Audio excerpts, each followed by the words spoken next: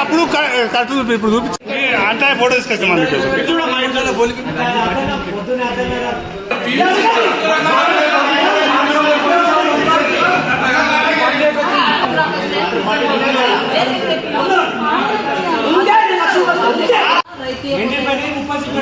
నువ్వు పెట్టిన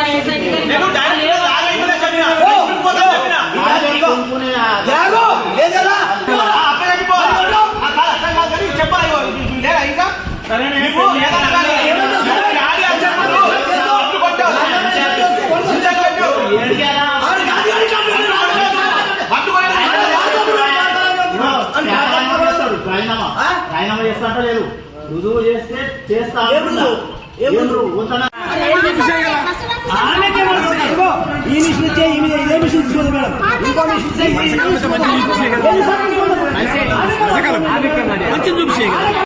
నేను రైతుని.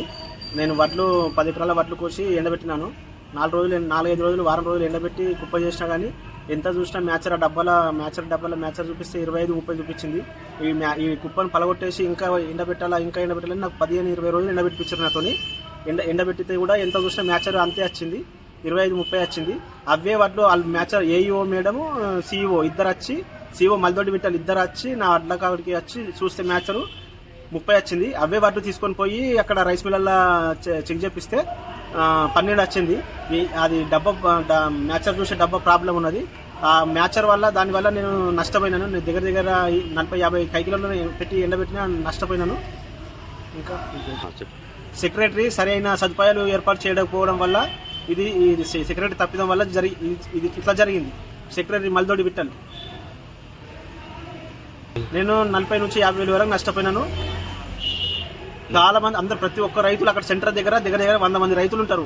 ఇక్కడ సొసైటీలో వచ్చిన రెస్పాన్స్ ఉండదు, ఏముండదు. ఆయన మొత్తం అంతా ఇది చేసేస్తాడు, మాట్లాడతాడు సెక్రటరీ మల్దొడ్డి బిట్టలు.